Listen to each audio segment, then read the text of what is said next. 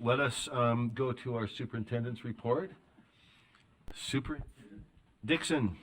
Thank you, Chair Moss. We'll start off by celebrating this beautiful and unique art around the room that brings us joy throughout the month. So, Lori, you flying solo today? Thank you, ma'am. Thank you, Superintendent Dixon and the board. I am Lori Baevsky. I am your Fine Arts Coordinator, and welcome to April Art. This month, we have the pleasure of art from the BTS network, the Beverly Taylor Sorensen Art Network, from the northern region, the beautiful Cache Valley. We have Bear River Charter School, as well as Millville Elementary and Sunrise Elementary. So, oh, and I do have a little spoiler alert too. Looking ahead to next month, I wanted to let you know that the Springville Museum High School Art Show USBE purchases has arrived. They are in the building. They're in my office. They are safely stowed away, but if anybody wants a sneak peek, come on by. I'll be around all week. And this will be the showcase of next month's art feature. So this month we have, from Bear River Charter School, the art educator is Jessica Stott.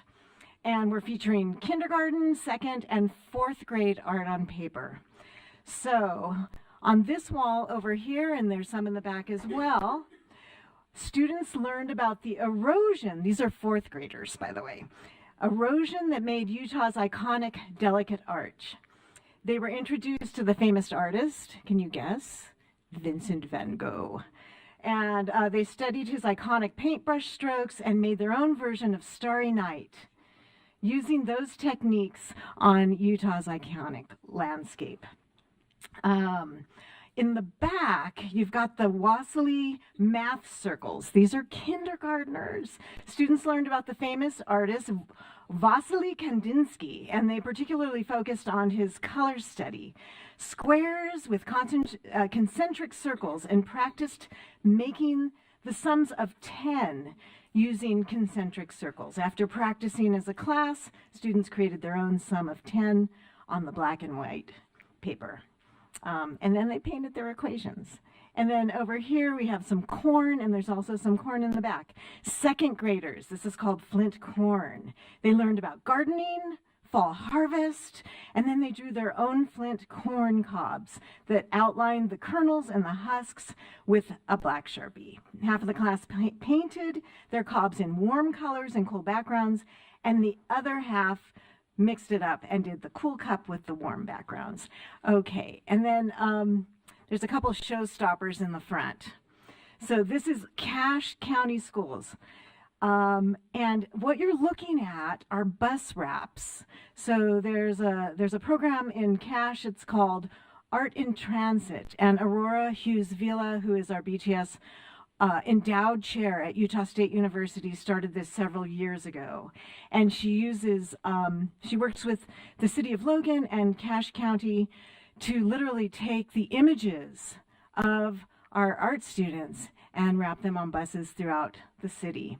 So let's see, on this side, we have these beautiful watercolors, and this is Millville Elementary. These were sixth graders, and they worked with their BTS art specialist, Melissa Wrigley, and they created these beautiful watercolor paintings of ecosystems and winter landscapes. They researched different ecosystems and then represented one ecosystem in their painting. The fifth graders focused on perspective, color theory, watercolor techniques, and created the winter landscapes. Okay, and then probably the piece de resistance is over here. What you're looking at on this side is actually a mosaic that was permanently installed in Millville Elementary. It's a mosaic tile mural. And this, oh, I'm sorry, not Millville, this is Sunrise. My mistake. Students from Sunrise, and this is grades 1 through 6, worked alongside BTS arts teacher Lori Pomeroy to create a mosaic mural representation of Utah habitats. The sixth graders were involved in the overall painting, planning, design, and the large-scale mosaics. And then first through sixth graders helped every step of the mural drawing, from imagery representing Utah landscapes to cutting and gluing the glass tiles. And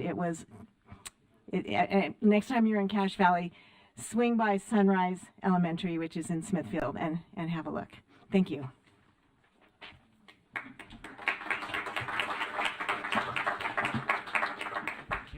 Thank you, Lori. I had the opportunity to visit a school in Cache Valley last week in Mendon, Mountainside. One of the Teacher of the Year finalists, Stephanie Parrish, Katie Hill, and I went to observe the most amazing kindergarten instruction. We were there to see the science of reading in action, and to hear and to see that to hear about the data and to see the data and then to see the actual instruction was magical. So as a former Aggie, I love the secret sauce of, I guess I'm still an Aggie. It's not a former Aggie. Always an Aggie, right? True, I am a true Aggie. But just saying, the beauty of that valley with the snow and the sunshine and to be in this amazing kindergarten classroom. So well done, Cache Valley. Thank you, Lori, for bringing this beautiful art to us. All right, speaking of amazing, I'd like to introduce our April Employee of the Month. So if we could have Elise Fry come to the front and brag on her. Oh, there she is. Elise, yay. So Elise, we're just going to have you sit at the front table there and really embarrass you for a bit, if that's all right. Did you see how positive she was? Okay, most of us don't like to be embarrassed. So Kim Ratke, whom you all know and is back there behind the camera, she submitted this application for nomination for Elise, and I was giving her a bit of a hard time. I told Elise that I've never seen such prolific writing and accolades about an employee. In fact, Kim ran off the page and just kept typing, and I don't know where the remainder of those words are, somewhere in the abyss. But so many accolades. Elise is part of our awesome assessment team, and we don't often stop to think about a project manager behind the scenes, one who, when there's a change to a platform, for example, they do the training, they're on the phone constantly helping people, they're keeping things running smoothly, they're the voice in front of the Zoom camera and on the phone trying to help people through all of these transitions. And I really didn't know until I was reading this nomination how many different applications we have when it comes to assessment and the platforms behind those and all of the technical aspects, especially again when I say that like there's a change made. That is huge. And Elise is the face and the name behind all of that. But I will just highlight one thing that popped out at me as I was reading this. And it's Elise's very calm and astute ability to bring various factions together to make all of these assessments work. So you have the assessment team, you have IT, you have content specialists, you have experts in the field, and her ability to bring all those people together to get it working is amazing. So when I mentioned this to Elise, she told a story about a rural district where they needed help rostering students. And one of our fabulous ladies who works in the lunchroom with our students volunteered to help with rostering. And so looking at the manual to help this great employee with rostering, it really set Elisa's mind forward in working with our vendors to say, you need to write these manuals in ways that our volunteers, regardless of their background, can, and our employees can understand and do things correctly on behalf of our kids and families. So to have that mindset and then be able to translate that and work with our vendors is just a tremendous skill set that Elise has. And she is just positive and kind and joyful and brings peace to every setting. So for that and many other reasons, we are really honored to present our Employee of the Month, Elise Fry, to you.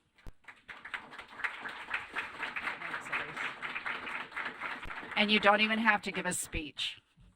Yeah, here. Thank you, Elise. Okay, I am excited to, excuse me, I'm excited to highlight something that has come to my attention, and it's really connected to one of our desired outcomes of our new vision. So, thinking about the outcome of strong moral and social values, I've been thinking about what does that look like in our schools, and how is that connected to our academic outcomes. So, I found a great example that I want to share with you, and you all have this background. It came to you in the formative email from a constituent by the name of Mike Sticker, and he wrote an email to you all and included me, expressing great concern about the behavior of students at athletic events. I don't know if you remember this. And he talked about the board perhaps could play a stronger role in helping our schools with their student bodies and the way that they interact with each other, both the athletes and especially kids in the audience, the student body.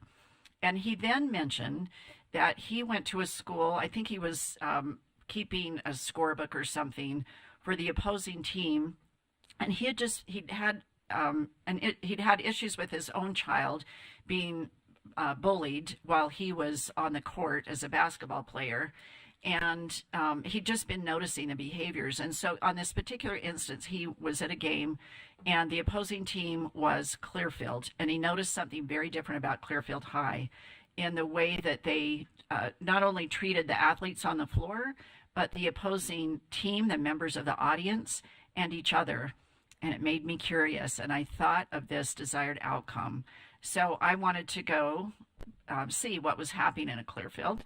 So Ryan and Barbara went with me, and we had a delightful time learning more about Clearfield High. And I just was so overwhelmed by these young people that I want to show you a slide, and then we have a 4-minute video to play. We went into the student government class to talk to the kiddos, and you can see that there's a large number of students who serve on the student council, and they were so joyful. And we didn't send them any questions ahead of time. Nothing was scripted, but I like to ask a lot of questions. They were our focus group, and then drill down on those questions. So it's not just about tell us about your school, but when they give an answer, we would drill down to try and really get at what is the fiber of Clearfield Falcons and why do they have this tradition of such a strong school spirit. And it's clear they're very intentional about the way they treat each other. And one thing that they said, and you might hear this in the video, but this was my huge takeaway. They said, when we observe other schools, we talk to friends in other schools, we observe other schools, the kids seem to compete against each other. And we compete as one. So we may not win a lot of games, but we win off the court. Like, we care about each other and we show up for each other. And we have a lot of school spirit, and we take great pride in our school. And one of the things that they're really known for is a fundraiser that they do every year. Many of these students, and I'm using their words or paraphrasing their words, but they would tell you that many of the students who participate are not students whose families can write out a check or buy whatever they're selling, but these are kids who have jobs and they set aside money from their jobs. They hold bake sales. They have different fundraisers that the kids contribute to. They provide service and get money for the service that they then contribute to this fundraiser. And the fundraiser, they work with the city and the mayor to determine what the needs are of someone in the community. And they try to focus on families in the school or needs in the school, but primarily it's some need that the community has. So I want you to hear their words, and Ryan and Barbara have put this wonderful video together, and it should be about 4 minutes.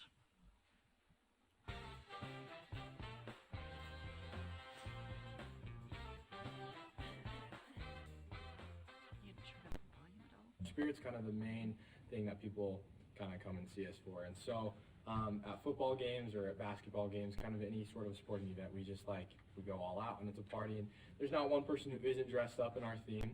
And it's just so exciting. It really is just such a great atmosphere, and you always kind of lose your voice for the weekend after football games, and it's always so fun. Being an example to our friends will make them want to care more, like how we care about our school. I think people also learn like our culture and how to be inclusive and how to represent their school. And we always say that we love having our spirit in our school. We have Falcon Fridays, and we wear green, and we love, like, I personally, I have a section in my closet that's like all Clearfield merch, and I know a lot of kids in here do as well. To see like a super large sense of togetherness with just all the grade levels. Like the seniors are really chill with the juniors, and the sophomores, like they still hang out with them. There's not like a separation and stuff, and we all talk and we're all friends, and I just really like that about Clearfield. We have a huge fundraiser that we call Falcons Are Fabulous, and as one of the events we do what we call a soup night, and that's where we incorporate like the art groups and the culinary groups, and they're able to sell their products, and the money doesn't go to them or the school, but it goes to the charity. And I think that's really awesome because it brings in different diversity, and it makes someone feel like they have a place. And we have a lot of events like that here at Clearfield that it just gives someone a voice and somewhere that they can be able to express themselves. And I think that makes it where people want to come to school, and they want to share their opinions because they have a place to do so. My favorite thing about Clearfield is how much everybody cares. No matter what you do or what you're involved in, everybody cares about everybody else. I think to a certain extent Clearfield High School and the kids here really just go to things and go to events to support the people there. Like they go to sporting events not only to have fun and dress up in a theme, but they're not there to watch people win. They're there to support their classmates and to support their friends that are playing on those teams, and to acknowledge how much time and practice they put into that. And it's just insane. And everyone in Clearfield and outside of Clearfield, the community really cares. Like they kind of talked about Falcons Are Fabulous. It's a fundraiser where we find a charity in our community, and everybody just works together to raise money because they care about their community and they care about those people in their community, and they want to help them. And everybody just is always looking and finding ways at Clearfield to help each other, which is whether that's supporting and going to events or raising money or just saying hello in the hallway. It doesn't matter what grade you're in or like I said, what you're involved in. Everybody cares, and everybody like has a place here at Clearfield, and everybody's always welcome at Clearfield High School. Every assembly I find myself crying at the beginning of the assembly and the end of the assembly, because it's just this magical feeling when we do, the sophomores say it, the juniors say it, the seniors say it, and then the whole school cheers it together. And it's just like, there's just no words for it. Like, it's so loud, and everyone like wants to be the loudest, and the whole auditorium is just like, it's so live with like energy. Go for it. Okay. Clearfield, let me hear your Falcon pride! C-C-C-O-A! C-O-A! C-C-C-O-A! C-O-A! C-C-C-O-A! C-C-O-A!